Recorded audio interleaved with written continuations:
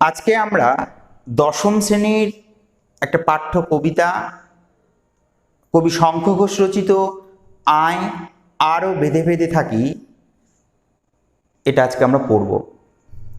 তো কবিতাটি পড়ার আগে আমাদের প্রথমেই জানতে হবে কবিতাটি রচনার পটভূমি কি, কবি কেন এই রকম ধরনের একটা কবিতা লিখলেন। এই পটভূমি না জানলে কিন্তু কবিতাটার অর্থ আমাদের কাছে সম্পূর্ণভাবে বোধগম্য নাও হতে পারে। তো শুরু করছি এই কবিতাটার পটভূমি। বলছে, মধ্যপ্রাচ্যের দেশ খনিজ তেলের একটা ভাণ্ডার। এই অফুরন্ত তেলের ভাণ্ডারকে নিজেদের হেফাজতে আনার জন্য 1991 খ্রিস্টাব্দ থেকে কুয়েত এবং ইরাকের সম্পর্কের একটা অবনতি লক্ষ্য করা যায় এবং একটা সময় ইরাক তার পেশি শক্তিকে কাজে লাগিয়ে কুয়েতকে দখল করে নিলেন এবং এই কুয়েতকে ইরাকের বিরুদ্ধে কুয়েতকে সাহায্য করল আমেরিকা, ইংল্যান্ড এবং ফ্রান্স। এবং যখন ইরাক কুয়েত দখল করে নিচ্ছে তখন সৌদি আরবের মধ্যে কিন্তু একটা শঙ্কা কাজ করলো যে হয়তো তাদেরকেও এইভাবে পেশি শক্তিকে কাজে লাগিয়ে ইরাক দখল করে নিতে পারে। সে কারণে তারা আমেরিকার শরণাপন্ন হলেন এবং আমেরিকা তাদের সেনাবাহিনী গড়ে তুললেন সৌদি আরবের বুকে এবং ইরাক আমেরিকা ও তাদের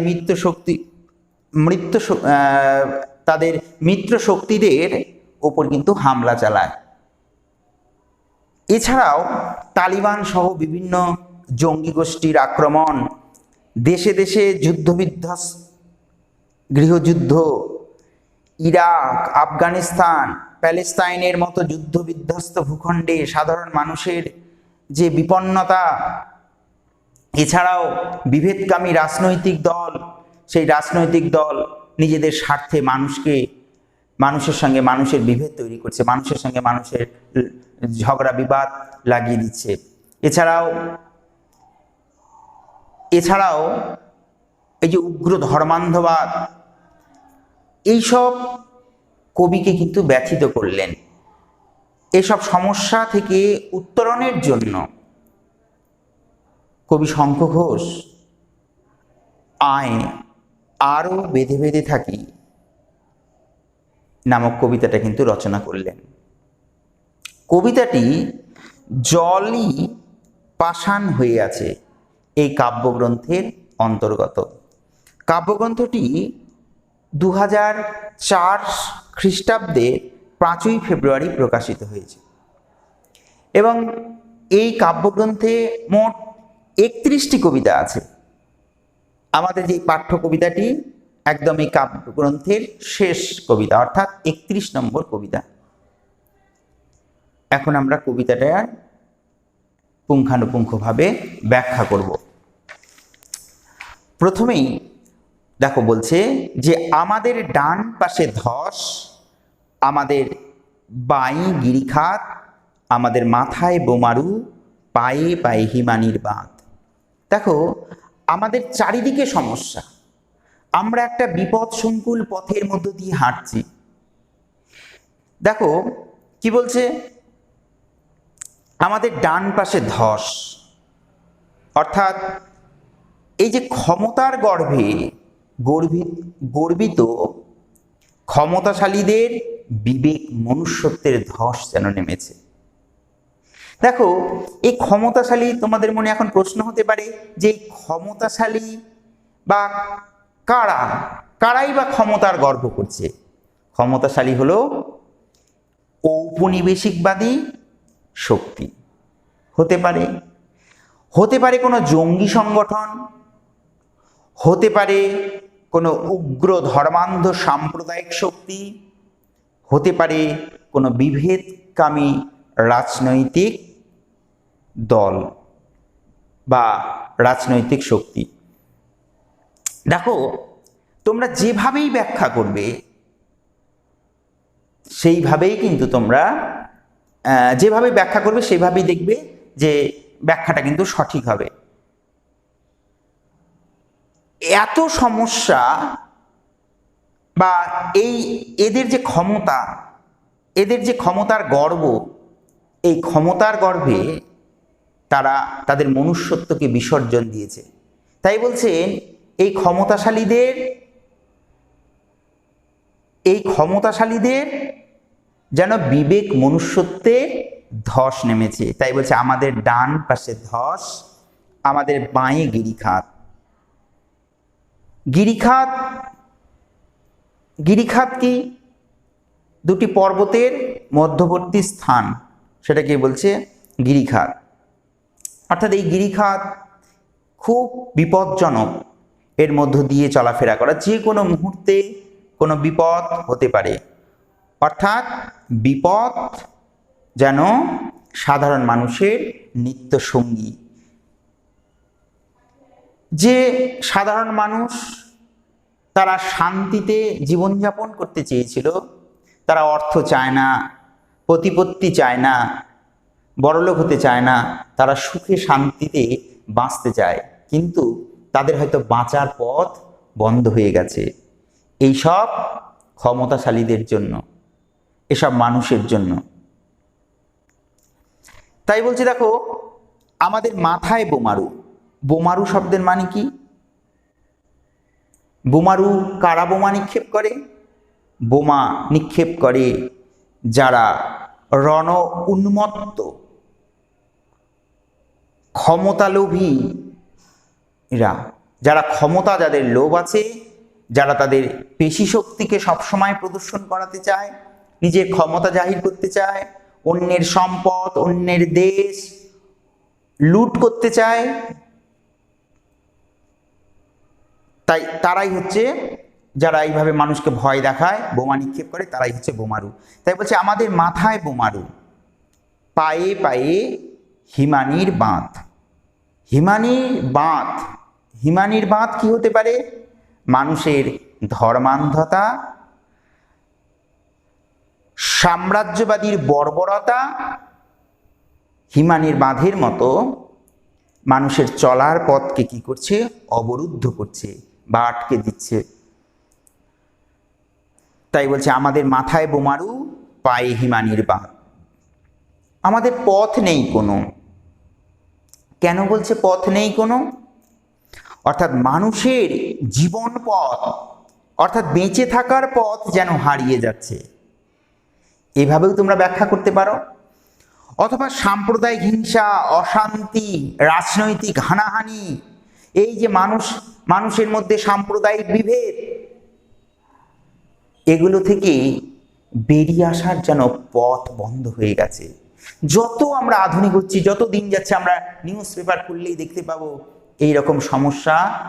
জাতপাতের নামে একটা মানুষ আর একটা মানুষকে খুন করছে, তারপর একটা রাজনৈতিক দল আর একটা রাজনৈতিক দলের উপর, ক্ষমতালোভী রাজনৈতিক দল আর একটা ক্ষমতালোভী রাজনৈতিক দলের উপর আক্রমণ চালাচ্ছে।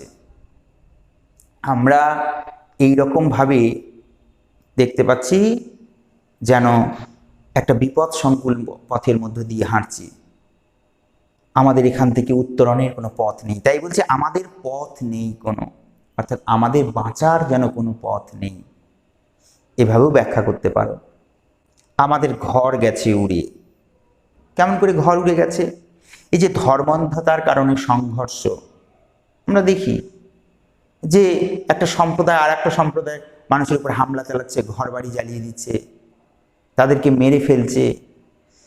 এই যে ধর্মান্ধতার কারণে সংঘর্ষ, অথবা এই যে দুর্বল দেশগুলির, তোমরা বললাম না যেভাবে ব্যাখ্যা করবে সেভাবেই হবে, দুর্বল রাষ্ট্রগুলির যে অর্থনীতি নিজেদের করায়ত্ত করার জন্য বিত্তশালী দেশের আক্রমণের শিকার হয়ে সাধারণ মানুষের ঘর বাড়ি ভিটে মাটি সব হারিয়ে পথে বসছে। তাই বলছে আমাদের ঘর গেছে উড়ে। আমাদের শিশুদের সব ছড়ানো রয়েছে কাছে দূরে। সব শব্দের অর্থ মৃতদেহ। অর্থাৎ এই যে ঔপনিবেশিক শক্তি, এই যে ক্ষমতাশালীরা কত বড় হিংস্র, যে তার থেকে রেহাই পাচ্ছে না একটা নিষ্পাপ শিশু। নিষ্পাপ শিশুর দেহ, মৃতদেহ পড়ে রয়েছে এখানে সেখানে। এই শিশুর মৃতদেহের মধ্য দিয়ে কবি বোঝাতে চাইলেন যে এই ক্ষমতালোভীদের, এই ঔপনিবেশিকদের, এই ধর্মান্ধ সাম্প্রদায়িক শক্তির, বিভেদকামী রাজনৈতিক দলের এরা কত বড় নিষ্ঠুর যে তাদের হাত থেকে শিশুরাও রেহাই পাচ্ছে না। তাই বলছে যে যে শিশুদের সব কাছে দূরে ছড়ানো রয়েছে। আবার অন্যভাবে ব্যাখ্যা করতে পারো যে শিশুরা হলো জাতির ভবিষ্যৎ, তারাই সমাজ গঠনের, আগামী দিনের সমাজ গঠনের কারিগর। তাই তাদের মৃত্যুর মধ্য দিয়ে কবি বোঝাতে চাইলেন যে একটা সুস্থ সুন্দর সমাজের যেন মৃত্যু ঘটবে। তাই বলছি যে আমাদের শিশুদের সব ছড়ানো রয়েছে কাছে দূরে।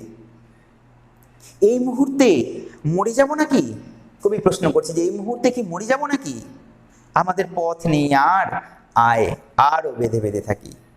যে আবার একই কথা বলছি যে রাজনৈতিক হিংসা, সাম্প্রদায়িক দাঙ্গা, সাম্রাজ্যবাদীদের বোমাবর্ষণ সাধারণ মানুষের জীবনকে যেন মৃত্যুর কাছাকাছি বা বাঁচার বা জীবনের শেষ সীমায় এনে দাঁড় করিয়ে দিয়েছে। তাই বলছেন যে এই মুহূর্তে মরে যাব নাকি? আমাদের পথ নেই, আয় আয় আরও বেঁধে বেঁধে থাকি। এই অবস্থায় কবি বলছেন যে পরস্পর সহযোগিতা, সহমর্মিতার সঙ্গে হাতে হাত রেখে ঐক্যবদ্ধ হয়ে থাকাটাই একমাত্র বাঁচার পথ, তাছাড়া আমাদের আর কোনো পথ নেই। তারপরে দেখো কি বলছে, আমাদের ইতিহাস নেই। এখান থেকে কিন্তু খুব প্রশ্ন আসে মাধ্যমিক। আমাদের ইতিহাস নেই কেন? ইতিহাস নেই কেন? আসলে ইতিহাস কেবল ক্ষমতাবাদীর ইচ্ছায় আর পরিকল্পনায় নিয়ন্ত্রিত হয়। ধরো কোন একটা রাজা তার সভাকবি বা তার কোনো সভার কাউকে তিনি নির্দেশ দিলেন যে তার যে জীবনকাল, সেই জীবনকালকে অবলম্বন করে কোনো ইতিহাস রচনার জন্য, কোনো গ্রন্থ রচনার জন্য। এবার সেই রাজসভায় দাঁড়িয়ে সেই সভাকবির ক্ষমতা হবে না সেই রাজার বা সেই ক্ষমতাশালীর বিরুদ্ধে কোনো কথা বলার। সব সময়, কারণ সব সময় কি করবেন? সব সময় কিন্তু সেই ক্ষমতাশালীর সুনাম, সমৃদ্ধির কথা, তার ভালো ভালো কথা সেই ইতিহাস, সেই গ্রন্থের মধ্যে কিন্তু লিপিবদ্ধ করবেন। কিন্তু তার যে খারাপ দিকটা সেটা কিন্তু সম্পূর্ণভাবে কি হবে? সম্পূর্ণভাবে কিন্তু সেখানে সেখানে উল্লেখ থাকবে না। তাই বলছেন যে তাহলে সেটা কিন্তু, সেই ইতিহাসটা কার দ্বারা নিয়ন্ত্রিত হলো? সেই ক্ষমতাশালীর ইচ্ছার উপর কিন্তু বা পরিকল্পনার উপর নিয়ন্ত্রিত হলো। তাহলে সত্যি ইতিহাস কিন্তু পরবর্তী প্রজন্ম সত্যি ইতিহাসটা কিন্তু জানতে পারলো না। এভাবে তোমরা ব্যাখ্যা করতে পারো আমাদের, ফলে আমাদের ইতিহাসটা, আমরা ইতিহাসের সত্য থেকে কিন্তু বিরত, মানে সেই সত্য কিন্তু আমাদের সামনে উদ্ঘাটিত হচ্ছে না। অথবা এইভাবে লিখতে পারো যে সাম্রাজ্যবাদীদের অত্যাচারে এই যে স্বদেশ হারিয়ে উদ্বাস্তু হয়ে মানুষ কিন্তু দেশে দেশে শরণার্থী হয়ে ঘুরে বেড়াচ্ছে। ফলে তাদের যে একটা, সেই সমস্ত মানুষের একটা নিজস্ব ঐতিহ্য আছে, নিজস্ব সংস্কৃতি আছে, সেই সংস্কৃতির শেকড় কিন্তু ছিন্ন হচ্ছে। সেই জন্য বলছে আমাদের কোনো ইতিহাস নেই। বলছে আমাদের চোখ মুখ ঢাকা। কেন বলল যে আমাদের চোখ মুখ ঢাকা? আবার একই কথা বলছে যে সাম্রাজ্যবাদীরা বা ক্ষমতাশালীরা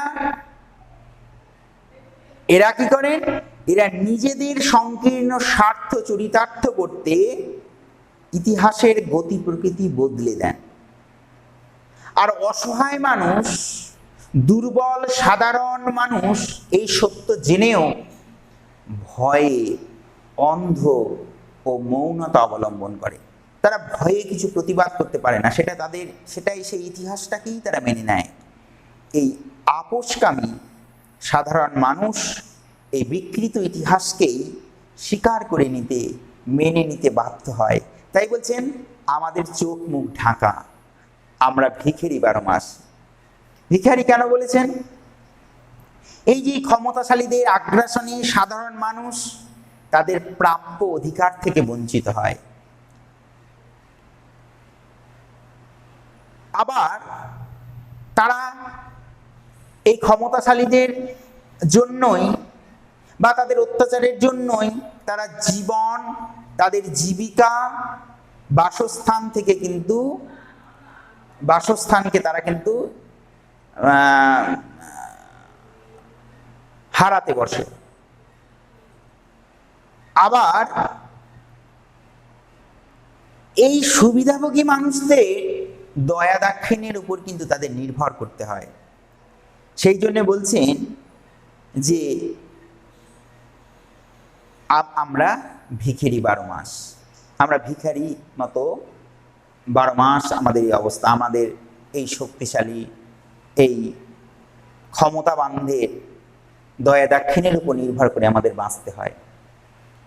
আবার অন্য দিক থেকে তোমরা এইভাবেও ব্যাখ্যা করতে পারো যে এই সমস্ত সাধারণ মানুষ তারা শান্তি এবং সুস্থির জীবনের জন্য আবেদন নিবেদন জানিয়েছেন।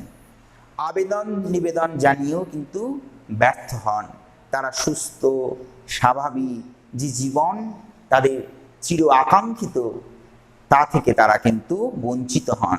সেই জন্য বলছেন যে আমরা ভিখারি 12 মাস।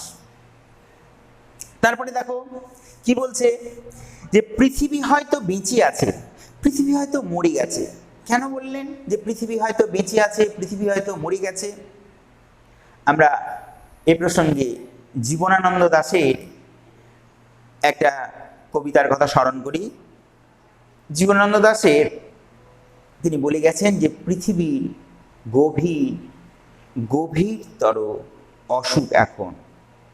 এবং এই 21 শতকে দাঁড়িয়ে আমরা শঙ্খ ঘোষের কথাতে মধ্যেও, শঙ্খ ঘোষার কথায় আমরা সেটা পুনরাবৃত্তি লক্ষ্য করলাম। তিনি কি বলছেন যে পৃথিবী হয়তো গেছে মরে। অর্থাৎ এই যে মানবতা, মূল্যবোধ আজকে ভুলণ্ঠিত। যে সুস্থ, সুন্দর, নিরাপদ জীবন, শান্তিপ্রিয় মানুষের কাম্য ছিল, পৃথিবী আজ এই অবস্থায় নেই। সেই কারণে কবির মধ্যে একটা সংশয় যে পৃথিবী হয়তো মরে গেছে। তারা তো, কবি তো এইরকম সাধারণ মানুষ, তো তারা এইরকম পৃথিবী দেখতে চায়নি যে পৃথিবীতে একটা মানুষ আর একটা মানুষকে শোষণ করবে, হত্যা করবে, ক্ষমতার গর্বে তারা যা ইচ্ছা তাই করবে, এরকম পৃথিবী তারা চাননি। সেই জন্য বলছেন যে পৃথিবী হয়তো বেঁচে আছে, পৃথিবী হয়তো গেছে মরে। তারপরে কি বলছে, আমাদের কথা কে বা জানে, আমরা ফিরেছি দৌড়ে দৌড়ে। আবার একই কথা বলবো যে ইতিহাস কেবল কি করে, রাজা মহারাজাদের কথা বলে। উপেক্ষিত হয় কারা? উপেক্ষিত হয় কিন্তু এই কলকারখানায়, মাঠে ঘাটে কাজ করা সাধারণ মানুষ। সাম্রাজ্যবাদী শক্তি ওই সমস্ত সাধারণ মানুষকে কি করে, শোষণ করে। আর রাষ্ট্র তাদের প্রাপ্য অধিকার থেকে বঞ্চিত করে। ইতিহাসের পৃষ্ঠায় এই সমস্ত সর্বহারা মানুষেরা স্থান পায় না। তাই তাদের কথা কিন্তু অজানাই থেকে যায়। সেই জন্য বলছে দেখো, আমাদের কথা কে বা জানবে কিভাবে? তাদের কথা কিন্তু এইভাবে অজানা থেকে যায় ভবিষ্যৎ প্রজন্মের কাছে। তারপরে দেখো কি বলছে, কিছুই কোথাও যদি নেই তবু তো কজন আছি বাকি, আয় আরো হাতে হাত রেখে আয় আরো বেঁধে বেঁধে থাকি। এই যে এত প্রতিকূলতার মধ্যেও বেঁচে থাকা এই যে কয়জন মানুষ, এই কয়জন এর মধ্যে যারা মানবিক বোধে সমৃদ্ধ সাধারণ মানুষ, মানব সভ্যতা রক্ষার জন্য এই সমস্ত মানুষের, এই মানবিক বোধে সমৃদ্ধ সাধারণ শুভবুদ্ধি মানুষের কিন্তু আজ প্রয়োজন। এই প্রয়োজন এই সমস্ত মানুষদের ঐক্যবদ্ধ হওয়া, এটাই একমাত্র পথ বেঁচে থাকার বা নিজেদের বাঁচার, ভবিষ্যৎ প্রজন্মকে রক্ষা করার, এটাই একমাত্র পথ। সেই জন্যই কবি এই যে আরো আরো বেঁধে বেঁধে থাকার কথা কিন্তু বলেছেন। ঠিক আছে, কবিতাটা কিন্তু এইভাবে তোমরা টেক্সট বইটা নিয়ে একটু কথাগুলো শুনবে, তাহলেই দেখবে কবিতাটার উপলব্ধি করতে, অর্থ উপলব্ধি করতে কিন্তু খুব সহজ হবে।